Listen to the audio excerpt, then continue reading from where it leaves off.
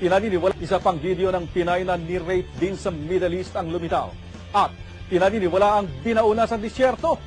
Pasintabi po dahil sensitibo ang eksklusibong video na inyong mapapanood.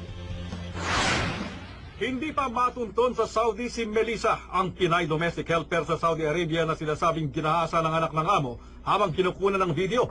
Nagsa ang pagpaparamdam ng pagkabahala, hindi lamang para sa kalagayan ni Melissa, kundi ng iba pang Pinay domestic helpers sa gitnang silangan. Isa sa kanila, ang OFW na nagpadala sa bandila ng isa pang video.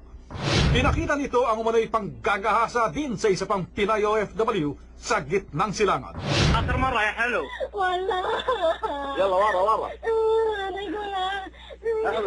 Ayon sa nagpadala, domestic helper ang Pinay na tumakas sa kanyang amo matapos siyang halayin.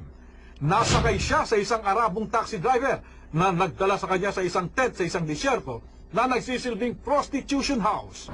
Ahmad daw ang pangalan ng kumukuha ng video. Hindi makilala ang babae at hindi na rin siya makita sa ngayon. Tiniyak ng nagpadala ng video na isa siyang Pinay. Kahit bagya siyang sanay sa Arabic, na karaniwan na sa mga matatagal ng nakapagtrabaho sa gitnang silangan, Tagalog naman ang kanyang sigaw.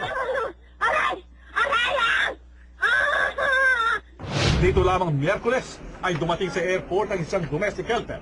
Tulala at hindi pa raw makausap ang Pinay OFW na umano'y ni-rape ng kanyang amo, ng anak ng kanyang amo, at ng pinsan ng kanyang amo sa Saudi Arabia. Nasa pangalaga na siya ngayon ng OWA.